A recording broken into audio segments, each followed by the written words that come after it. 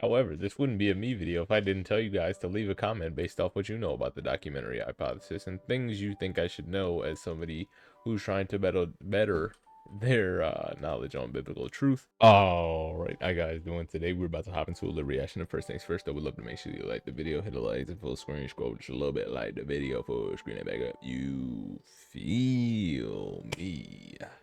Y'all saw the Eagles game? I'm wearing a jersey day after I'm supposed to, but I had a tank top on and I just threw this on because it was the first thing I saw for real. But like 2 blocked field goals and one for the win? Yikes. Yikes. That was disgusting. Anyway, like I can't even, the black magic claims on that, that was a little crazy. The Jalen Hurts reaction, some people were saying like, he said he knew it would get blocked or he knew it shouldn't have come down to this. I don't know. I don't know. All I know is that junk was actually crazy. 4 blocked field goals in one day. I think. I don't really know when a Green Bay game was. I just saw that it also got blocked. Anyway, today's reaction is actually going to be on the documentary hypothesis. We have a little reaction here. And this is saying that the documentary hypothesis is a theory proposing that the first 5 books of the Bible, the Pentateuch, or the Torah, whatever you want to call it, Genesis, Exodus, Leviticus, Numbers, and Deuteronomy, were not written by a single author like Moses, but rather compiled from several distinct sources over time, which were then edited together. And I don't know if I believe this. Do I think it's a salvation issue? Not at all. That's my just student opinion. I'm not a biblical teacher or whatever, so I couldn't tell you.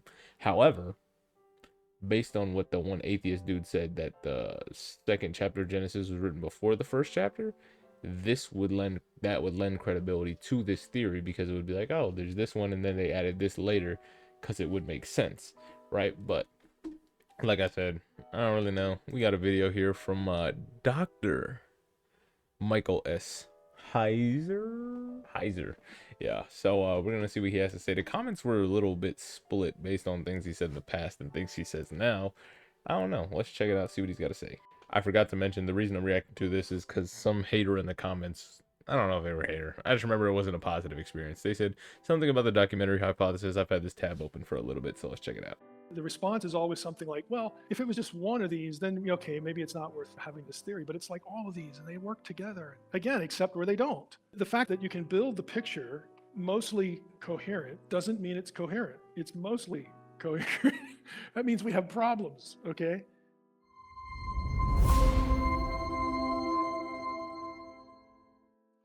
Any good books for discussing the supplementarian theory as opposed to JEDP? Oh gosh, not in this century. The only things that I can think of are critiques of JEDP. They're not necessarily supplementarian. I mean, one of the oldest is Cassuto's, Umberto Cassuto, his critique of the documentary hypothesis. More recently, Dwayne Garrett has a book called Rethinking Genesis.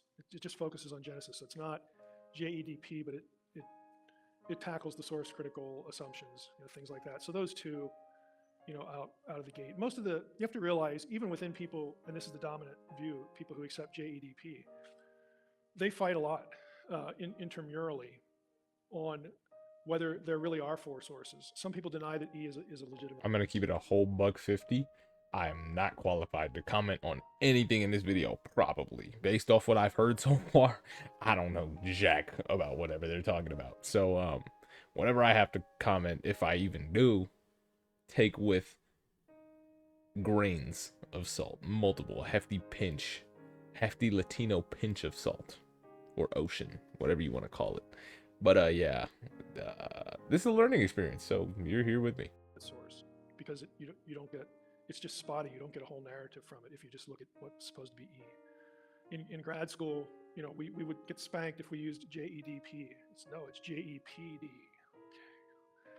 Okay. Because there's an issue of the chronology of the sources. Okay, and so that's a fight. So is E a source? Is the order of the source? Is one borrowing from the other? I mean, okay, I wish we were off camera here. Yeah, I'm just going to tell you a little anecdote here. I'm not going to name the professor, but when I was in grad school, one of the courses we had was a seminar on the Pentateuch. Okay, and this is what we did. It was all JEDP stuff. And what we did is, he actually had us read, and I think this was good, Richard Elliott Friedman's book, Who Wrote the Bible? It's a popularization of JEDP. It sold over 2 million copies. I mean, it still sells. because again, it was written for a popular audience, and he's most scholars can't write to save their lives. It's just full of academic jargon and stuff, but this guy can.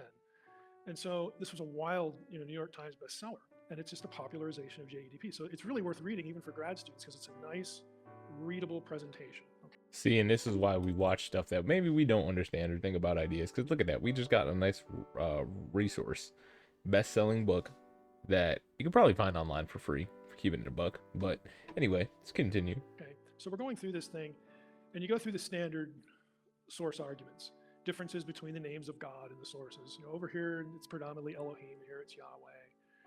You've got different vocabulary words that are supposed to be in J but not in E, and vice versa. There's half a dozen, 6, 7, 8, or whatever they are, criteria. And so one day in graduate school, again, I probably should have, well, no, I didn't get mistreated for this, although I could have. I wasn't thinking at the time. I said, I've been wondering about this, the divine name criterion. Isn't it true that if we look at the Septuagint, the divine names aren't the same as in the Masoretic text about 110, 120 times? So like if they're reversed, doesn't that like mess up the divine name criterion? Since I said I probably should have said, doesn't that just destroy the divine name criterion? Because if it's such this neat picture, one source uses one, the other source uses the other, except where they don't 120 times in the text of the Septuagint, okay? And my professor looked at me and said, yeah, that's true. And I said, well, what do we do with it? He goes, well, the translator was just sloppy. That was his answer. This is a PhD class. The translator was just sloppy. I thought, well, with the divine name, okay? I went away thinking of that. Well, I just added another reason I ain't buying this. Okay, I'm not buying what you're selling here. All of the criteria have outliers like that. It looks beautiful except where it doesn't. and the response is always something like, well, if it was just one of these, then okay, maybe it's not worth having this theory. But it's like all of these, and they work together again, except where they don't. The fact that you can build the picture mostly coherent doesn't mean it's coherent. It's mostly coherent. That means we have problems, okay? And it's not satisfactory to say that the translator was just sloppy. Honestly, it's a self-serving answer. But I'm not going to win that battle in grad school. So the video, I don't know if I ever said the name. The documentary hypothesis is not settled in stone, which means it's subject to change. Does that do anything for me in my understanding of it? No. Because do I know what it is? No. So was it ever set in stone? No. Do I know what JEDP is? No. So JEDP is an acronym for the 4 hypothetical documentary sources. Hypothetical, keyword, Yahwehist, Elohist, Deuteronomist, and Priestly, proposed by the documentary hypothesis to explain the origins of the Pentateuch, I think is how we pronounce it actually, as a complication of various traditions written at different times rather than by Moses. Proponents believe these sources can be identified by distinct linguistic systems and different divine names, such as Yahweh and Elohim, later edited together by a redactor. So it seems like this is literally just the word for the documentary hypothesis, right? Just JDP, because it lists all the 4 sources, which kind of just insinuate that the documentary hypothesis is true, or it puts you in the frame of mind of the documentary hypothesis, which, like I said, I'm unqualified to comment anything about it. But however, this wouldn't be a me video if I didn't tell you guys to leave a comment based off what you know about the documentary hypothesis and things you think I should know as somebody who's trying to better their knowledge on biblical truth. Starting with me checking out that book, Who Wrote the Bible? New York Times bestselling book. Yeah. Hopefully you guys have read it if you comment. If you haven't, let me know. Anyway. Peace.